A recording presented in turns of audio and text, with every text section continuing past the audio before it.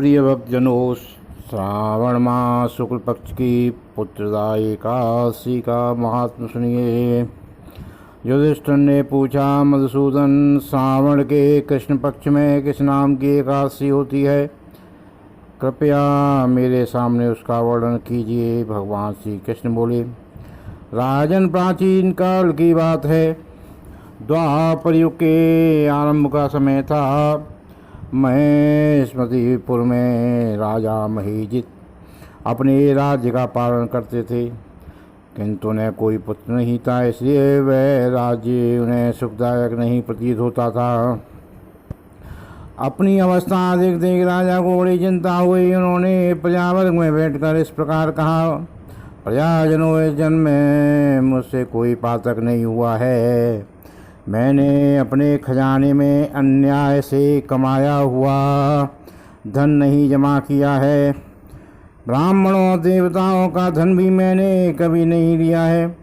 प्रजा का पुत्रवत पालन किया, धर्म से पृथ्वी पर अधिकार जमाया तथा दुष्टों को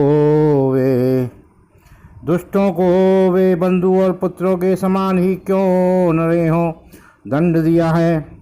शिष्ट पुरुषों का सदा सम्मान किया है और किसी को द्वेष का पात्र नहीं समझा। फिर क्या कारण है कि मेरे घर में आज तक पुत्र उत्पन्न नहीं हुआ? आप लोग इसका विचार करें।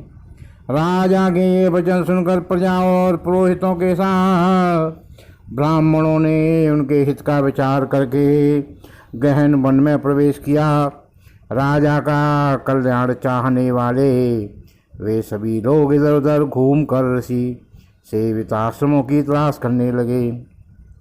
इतने ही में उन्हें मुनि श्रेष्ठ लोमस का दर्शन हुआ। लोमस जी धर्म के तत्वज्ञ, संपूर्ण शास्त्रों के विशिष्ट विद्वान, दीर्घायु और महात्मा हैं। उनका शरीर लोम से भरा हुआ है। वे ब्रह्मा जी के समान तेजस्वी हैं और एक एक कल्प बीतने पर उनके शरीर का एक एक रोम क्षीण होता है, टूट कर गिरता है, इसलिए उनका नाम लोमस हुआ है। वे महामुनि तीनों काल की बात जानते हैं। उन्हें देखकर सब लोगों को बड़ा हर्ष हुआ। उन्हें निकट आया देख लोमस जी ने पूछा, तुम सब लोग किस लिए यहाँ आए हो? अपने आगमन का कारण बताओ। तुम लोगों के लिए जो हितकर कार्य होगा वही मैं अवश्य करूँगा। प्रजाओं ने कहा, ब्राह्मण, इस समय महीजित नाम वाले जो राजा हैं उन्हें कोई पुत्र नहीं है। हम लोग उन्हीं की प्रजा हैं जिनका उन्होंने पुत्र की भांति पालन किया है। उन्हें पुत्रहीन देख उनके दुख से दुखित हो हम तपस्या करने का दृढ़ निश्चय करके यहाँ आए हैं। द्विजोत्तम राजा के भाग्य से इस समय हमें आपका दर्शन मिल गया है। महापुरुषों के दर्शन से ही मनुष्यों के सब कार्य सिद्ध हो जाते हैं। मुनि, अब हमें उस उपाय का उपदेश दीजिए जिससे राजा को पुत्र की प्राप्ति हो। उनकी बात सुनकर महर्षि लोमस 2 घड़ी तक ध्यान मग्न हो गए। तत्पश्चात राजा के प्राचीन जन्म का वृतांत जानकर उन्होंने कहा, प्रजावन सुनो।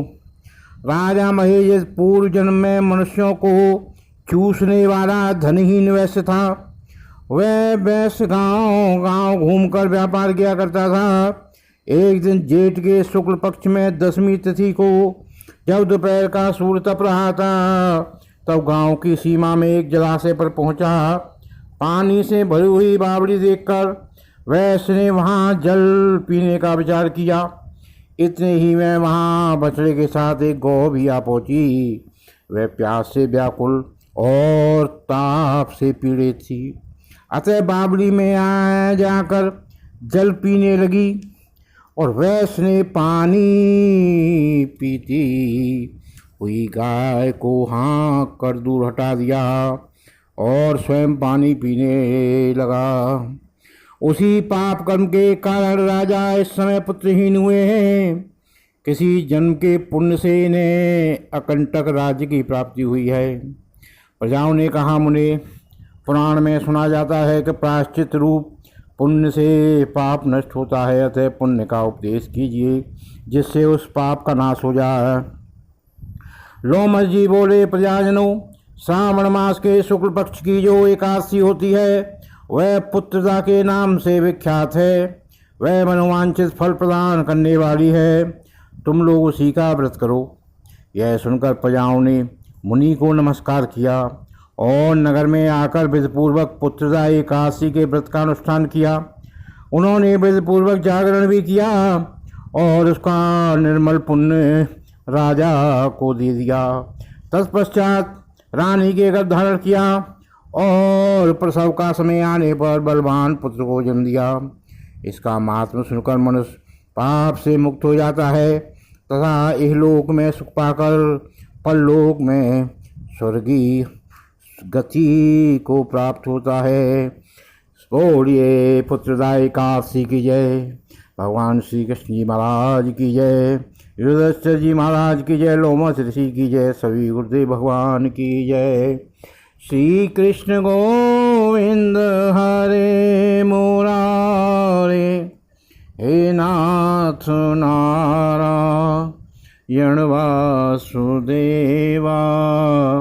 श्री कृष्ण गोविंद हरे मुरारे, हे नाथ नारायण वासुदेवा।